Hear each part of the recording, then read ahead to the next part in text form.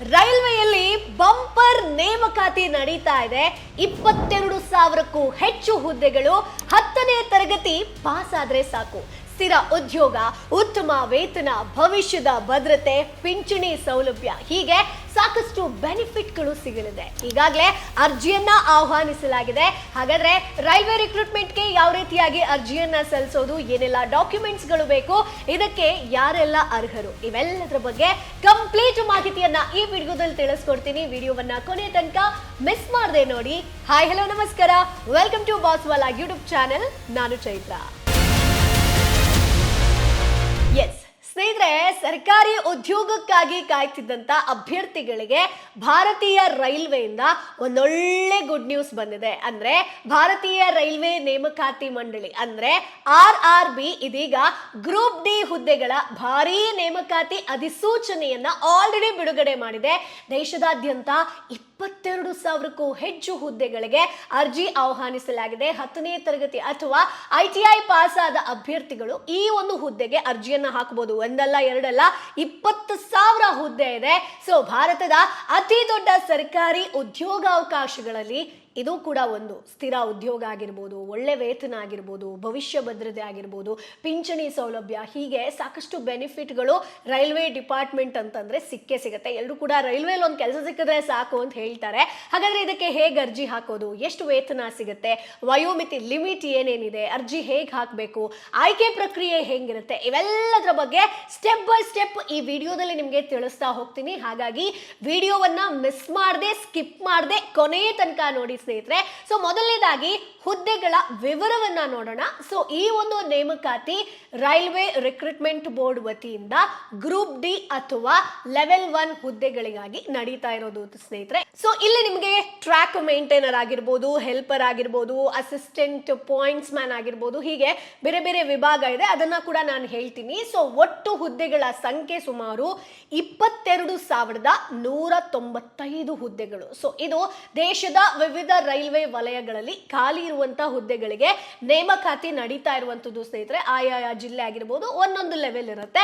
ಇದೀಗ ವಿದ್ಯಾರ್ಹತೆ ಬಗ್ಗೆ ಮೊದಲನೇದಾಗಿ ನೋಡೋಣ. ಸೊ ಇಲ್ಲಿ ಪಾಸ್ ಆದ್ರೆ ಅಂತಂದ್ರೆ ನೀವು ಅರ್ಜಿ ಸಲ್ಲಿಸಬಹುದು. ಅಭ್ಯರ್ಥಿಗಳು ಕನಿಷ್ಠ 10ನೇ ತರಗತಿ ಪಾಸ್ ಆಗಿರಬೇಕು ಅಥವಾ ITI ಪೂರೈಸಿದವರಿಗೆ ಅಂದ್ರೆ ಕಂಪ್ಲೀಟ್ ಮಾಡಿದವರು ಅರ್ಜಿಯನ್ನ ಹಾಕೋದಕ್ಕೆ ಅವಕಾಶ ಇದೆ.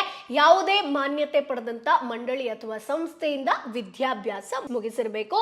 ಡಾಕ್ಯುಮೆಂಟ್ಸ್ ಅನ್ನ ಕೇಳ್ತಾರೆ. ಇನ್ನು ವಯೋಮಿತಿ ಬಗ್ಗೆ ನೋಡೋದಾದ್ರೆ ಕನಿಷ್ಠ ವಯಸ್ಸು 18 ವರ್ಷ ಆಗಿರಬೇಕು. ಗರಿಷ್ಠ ವಯಸ್ಸು ಸಾಮಾನ್ಯ ವರ್ಗದ ಅಭ್ಯರ್ಥಿಗಳಿಗೆ 33 ವರ್ಷ ಆಗಿರುತ್ತೆ.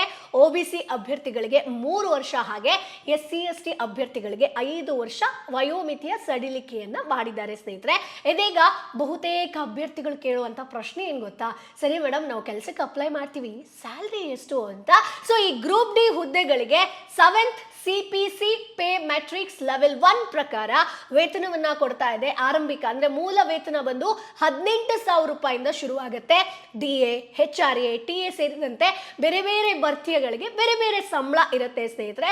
ಸೊ ಇಲ್ಲಿ ಬಂದು ಸ್ಟಾರ್ಟಿಂಗ್ ನಿಮಗೆ 18,000ಕ್ಕಿಂತ ಹೆಚ್ಚು ಸಿಗ್ತಾ ಹೋಗುತ್ತೆ. ಇದು ಸ್ಟಾರ್ಟಿಂಗ್ ನಾನು ಹೇಳ್ತಾ ಇರುವಂತದ್ದು. ಸೊ ಎಕ್ಸಾಮ್ ಹೆಂಗಿರುತ್ತೆ, ಮೊದಲು ಕಂಪ್ಯೂಟರ್ ಬೇಸ್ಡ್ ಟೆಸ್ಟ್ ಇರುತ್ತೆ, ಅಂದ್ರೆ CBT ಪರೀಕ್ಷೆ ನಡೆಯುತ್ತೆ. ಅದಾದ್ಮೇಲೆ ಫಿಸಿಕಲ್ ಎಫಿಷಿಯನ್ಸಿ ಟೆಸ್ಟ್ ಆಗುತ್ತೆ, ಅಂದ್ರೆ PET ನಡೆಯುತ್ತೆ. ನಂತರ ಡಾಕ್ಯುಮೆಂಟ್ ಪರಿಶೀಲನೆ ಮಾಡಿ ಮೆಡಿಕಲ್ ಟೆಸ್ಟ್ ಮೂಲಕ ನಿಮ್ಮನ್ನ ಅಂತಿಮವಾಗಿ ಆಯ್ಕೆ ಮಾಡ್ತಾರೆ. ಸೊ ಹಾಗಾದ್ರೆ ಅರ್ಜಿ ಯಾವಾಗ ಸಲ್ಲಿಸೋದು, ಯಾವಾಗ ಲಾಸ್ಟ್ ಡೇಟು, ಅದು ಕೂಡ ಹೇಳ್ತೀನಿ. ಆಲ್ರೆಡಿ ಶುರು ಆಗಿದೆ ಆನ್ಲೈನ್ ಅರ್ಜಿ ಪ್ರಕ್ರಿಯೆ, ಆಲ್ರೆಡಿ ಈಗ ಆರಂಭ ಆಗಿರುವಂತದ್ದು. ಸೊ ಅರ್ಜಿ ಸಲ್ಲಿಸೋದಕ್ಕೆ ಕೊನೆಯ ದಿನಾಂಕ ನೆನಪಲ್ಲಿ ಇಟ್ಕೊಳ್ಳಿ, June 4, 2026. ಏನ್ ಮೇಡಮ್ ಇನ್ನೂ ಟೈಮ್ ಇದೆ, ಅರ್ಜಿ ಸಲ್ಲಿಸಬಹುದು ಅಂತ ಲೇಟ್ ಮಾಡೋದಕ್ಕೆ ಹೋಗ್ಬೇಡಿ. ಯಾರು ಫಸ್ಟ್ ಅರ್ಜಿ ಸಲ್ಲಿಸ್ತಾರೋ ಅವರಿಗೆ ಒಂದು ಬೇಗ ಆದ್ಯತೆ ಕೊಡ್ತಾರೆ. ಸೊ ಕೊನೆಯ ಕ್ಷಣದವರೆಗೆ ಕಾಯಬೇಡಿ, ಅರ್ಜಿಯನ್ನ ಈಗಲೇ ಹಾಕೋದು ಒಳ್ಳೇದು ಸ್ನೇಹಿತರೆ. ಇನ್ನು ಲಿಖಿತ ಪರೀಕ್ಷೆ ಇಲ್ಲಿ ಇಲ್ಲ. ಸೊ ಹಾಗಾದ್ರೆ ಏನೇನ್ ಲಾಭ, ಸಾಮಾನ್ಯವಾಗಿ ಸರ್ಕಾರಿ ಉದ್ಯೋಗಗಳಿಗೆ ಸ್ಪರ್ಧಾತ್ಮಕ ಪರೀಕ್ಷೆಗಳನ್ನ ಬರೀಬೇಕಾಗತ್ತೆ. ಆದ್ರೆ ಈ ಒಂದು ಅಪ್ರೆಂಟಿಸ್ ನೇಮಕಾತಿಯಲ್ಲಿ ಅಂದ್ರೆ ರಿಕ್ರೂಟ್ಮೆಂಟ್ ಅಲ್ಲಿ ಪರೀಕ್ಷೆಯ ಟೆನ್ಷನ್ ಇಲ್ಲ, ಕೋಚಿಂಗ್ ಅಗತ್ಯ ಇಲ್ಲ, ಕಡಿಮೆ ಖರ್ಚಿನಲ್ಲಿ ಅರ್ಜಿಯನ್ನ ಸಲ್ಲಿಸಬಹುದು. ನೇರ ಆಯ್ಕೆಯ ಅವಕಾಶ ಇರುತ್ತೆ. ಗ್ರಾಮೀಣ ವಿದ್ಯಾರ್ಥಿಗಳಿಗೆ ಒಂದೊಳ್ಳೆ ಅವಕಾಶ, ಒಂದೊಳ್ಳೆ ಟೈಮ್ ಅಂತ ಹೇಳ್ಬೋದು ಕೆಲಸ ಗಿಟ್ಟಿಸ್ಕೊಳ್ಳೋದಕ್ಕೆ. ಇಲ್ಲಿ ತರಬೇತಿ ಅವಧಿ ಎಷ್ಟಿರುತ್ತೆ? ಆಯ್ಕೆಯಾದ ಅಭ್ಯರ್ಥಿಗಳಿಗೆ 1 ವರ್ಷದ ಅಪ್ರೆಂಟಿಸ್ ತರಬೇತಿಯನ್ನ ಕೊಡ್ತಾರೆ ಸ್ನೇಹಿತರೆ. ತರಬೇತಿಯಲ್ಲಿ ನೀವು ಏನೇನು ಕಲಿತೀರಾ, ಏನೇನು ಕಲಿಸಲಾಗುತ್ತೆ, ತಾಂತ್ರಿಕ ಕೌಶಲ್ಯ ಆಗಿರ್ಬೋದು, ಮಿಷಿನ್ ಆಪರೇಷನ್ ಆಗಿರ್ಬೋದು, ರೈಲ್ವೆ ಕಾರ್ಯವಿಧಾನ ಆಗಿರ್ಬೋದು, ಸುರಕ್ಷತಾ ನಿಯಮ ಆಗಿರ್ಬೋದು, ಪ್ರಾಯೋಗಿಕ ತರಬೇತಿಯನ್ನ ಕೊಡ್ತಾರೆ. ಬಟ್ ಇಲ್ಲಿ ಸ್ಟೈಫಂಡ್ ಸಿಗುತ್ತೆ, ಅದಕ್ಕೆ ಕೂಡ ಕ್ಲಾರಿಟಿ ಕೊಡ್ತೀನಿ. ಆಯ್ಕೆಯಾದ ಅಭ್ಯರ್ಥಿಗಳಿಗೆ ತರಬೇತಿ ಅವಧಿಯಲ್ಲಿ ಪ್ರತಿ ತಿಂಗಳು ಸ್ಟೈಫಂಡ್ ಅನ್ನ ಕೊಡ್ತಾರೆ. ಸೊ ಇದು ಕೂಡ ಒಂದು ಗುಡ್ ನ್ಯೂಸ್. ಸೊ ಸ್ಟೈಫಂಡ್ ಪ್ರಮುಖ ಅಂಶ ಏನಪ್ಪಾ ಅಂತಂದ್ರೆ ಅಪ್ರೆಂಟಿಸ್ಶಿಪ್ ರೂಲ್ಸ್ ಪ್ರಕಾರ ಟ್ರೇಡ್ ಆಧಾರಿತ ವೇತನ ಆಗಿರ್ಬೋದು ಬ್ಯಾಂಕ್ ಖಾತೆಗೆ ನೇರ ಜಮೆ ಆಗುತ್ತೆ. ಸೊ ಸ್ಟೈಫಂಡ್ ಅನ್ನುವಂಥದ್ದು ಇರುತ್ತೆ ಸ್ನೇಹಿತರೆ. ಸೊ ಹಾಗಾದ್ರೆ ಅರ್ಜಿ ಹೇಗೆ ಸಲ್ಲಿಸೋದು ಸಿಂಪಲ್ ಆಗಿ ಎಕ್ಸ್ಪ್ಲೈನ್ ಮಾಡ್ತಾ ಹೋಗಿ. ಸೊ ಮೊದಲು ಅಧಿಕೃತ ವೆಬ್ಸೈಟ್ಗೆ ಹೋಗಬೇಕು. ಅಲ್ಲಿ RRB ಗ್ರೂಪ್ ಡಿ ರಿಕ್ರೂಟ್ಮೆಂಟ್ 2026 ಅಂತ ಇರುತ್ತೆ. ಅದರ ಮೇಲೆ ಕ್ಲಿಕ್ ಮಾಡಿ ನಂತರ ಮೊಬೈಲ್ ನಂಬರು, ಇಮೇಲ್ ಮೂಲಕ ಮೊದಲನೇದಾಗಿ ನೀವು ಲಾಗಿನ್ ಆಗಬೇಕು, ರಿಜಿಸ್ಟ್ರೇಷನ್ ಅನ್ನ ಮಾಡ್ಕೋಬೇಕು. ಅದಾದ್ಮೇಲೆ ಡಾಕ್ಯುಮೆಂಟ್ಸ್ ಗಳನ್ನ ಸಬ್ಮಿಟ್ ಮಾಡಿ ಅರ್ಜಿಯನ್ನ ಭರ್ತಿ ಮಾಡಬೇಕಾಗತ್ತೆ. ಕೊನೆಯಲ್ಲಿ ಅರ್ಜಿ ಶುಲ್ಕ ಪಾವತಿ ಮಾಡೋದಕ್ಕೆ ಇರುತ್ತೆ. ಸೊ ಅದನ್ನ ಫಾರ್ಮ್ ಫಿಲ್ ಮಾಡಿ ನೀವು ಸಬ್ಮಿಟ್ ಮಾಡಬೇಕಾಗತ್ತೆ ಸ್ನೇಹಿತರೆ. ಬಟ್ ಇಲ್ಲಿ ಒಂದು ಕನ್ಫ್ಯೂಷನ್ ಬರುತ್ತೆ, ರೈಲ್ವೆ ವೇಕೆನ್ಸಿಗೆ ಮಹಿಳೆಯರು ಕೂಡ ಅರ್ಜಿ ಹಾಕಬಹುದಾ? ಖಂಡಿತ ಹೌದು. ಸೊ ಮಹಿಳಾ ಅಭ್ಯರ್ಥಿಗಳು ಈ ನೇಮಕಾತಿಯಲ್ಲಿ ಅವ್ರಿಗೂ ಅವಕಾಶ ಇದೆ. ವಿಶೇಷವಾಗಿ COPA, ಎಲೆಕ್ಟ್ರಾನಿಕ್ಸ್ ಆಗಿರ್ಬೋದು, ಆಮೇಲೆ ಪೇಂಟರ್ ಆಗಿರ್ಬೋದು, ಎಲೆಕ್ಟ್ರಿಷಿಯನ್ ಆಗಿರ್ಬೋದು, ಟ್ರೇಡ್, ಇಂಥ ಟ್ರೇಡ್ಗಳಲ್ಲಿ ಮಹಿಳೆಯರು ಹೆಚ್ಚಿನ ಸಂಖ್ಯೆಯಲ್ಲಿ ಆಯ್ಕೆ ಆಗ್ತಾ ಇದ್ದಾರೆ. ಸೊ ಹಾಗಾದ್ರೆ ಆಯ್ಕೆಯಾದ ನಂತರ ಏನಾಗುತ್ತೆ? ಸೊ ಇಲ್ಲಿ ಆಯ್ಕೆಯಾದ ಅಭ್ಯರ್ಥಿಗಳಿಗೆ ದಾಖಲೆ ಅಂದ್ರೆ ಡಾಕ್ಯುಮೆಂಟ್ಸ್ ಅನ್ನ ಚೆಕ್ ಮಾಡ್ತಾರೆ, ವೈದ್ಯಕೀಯ ಪರೀಕ್ಷೆ ಇರುತ್ತೆ, ಟ್ರೈನಿಂಗ್ ಅಲಾಟ್ಮೆಂಟ್ ಅನ್ನ ನಡೆಸ್ತಾರೆ. ಅಂದ್ರೆ ಇದು ನೀವು ಆಯ್ಕೆ ಆದ ಮೇಲೆ ಇರುವಂತಹ ಪ್ರೊಸೀಜರು. ಬಟ್ ಇಲ್ಲಿ ಒಂದ್ ಹೇಳೋದು ಮರ್ತೋಯ್ತು, ಅರ್ಜಿ ಹಾಕಬೇಕು ಅಂತಂದ್ರೆ ಏನೇನು ಡಾಕ್ಯುಮೆಂಟ್ಸ್ ಬೇಕು ಅದನ್ನ ಕೂಡ ಹೇಳ್ತೀನಿ. 10ನೇ ತರಗತಿ ಮಾರ್ಕ್ಸ್ ಕಾರ್ಡ್ ಕಡ್ಡಾಯ ಆಗಿರುತ್ತೆ. ITI ಪ್ರಮಾಣ ಪತ್ರ, ಆಧಾರ್ ಕಾರ್ಡ್, ಫೋಟೋ ವಿತ್ ಸಹಿ ಬೇಕಾಗತ್ತೆ. ಜಾತಿ ಪ್ರಮಾಣ ಪತ್ರ ಇದ್ರೆ ಅದನ್ನ ಕೂಡ ರೆಡಿ ಇಟ್ಕೊಳ್ಳಿ. ಬಿಕಾಸ್ SC ST OBC ಅವರಿಗೆ ಹೆಚ್ಚಿನ ಆದ್ಯತೆಯನ್ನ ಕೊಡ್ತಾರೆ. ಅಭ್ಯರ್ಥಿಗಳು ಗಮನಿಸಬೇಕಾದಂತ ಒಂದಷ್ಟು ವಿಚಾರಗಳ ಬಗ್ಗೆ ಹೇಳ್ತೀನಿ. ಸೊ ಅರ್ಜಿಯಲ್ಲಿ ತಪ್ಪು ಮಾಹಿತಿ ಕೊಡಬೇಡಿ, ಅಂಕಗಳ ವಿವರ ಸರಿಯಾಗಿ ಎಂಟರ್ ಮಾಡಿ, ಫೋಟೋ ಹಾಗೆ ಸಹಿ ಕ್ಲಿಯರ್ ಆಗಿರಬೇಕು ಫೋಟೋದಲ್ಲಿ.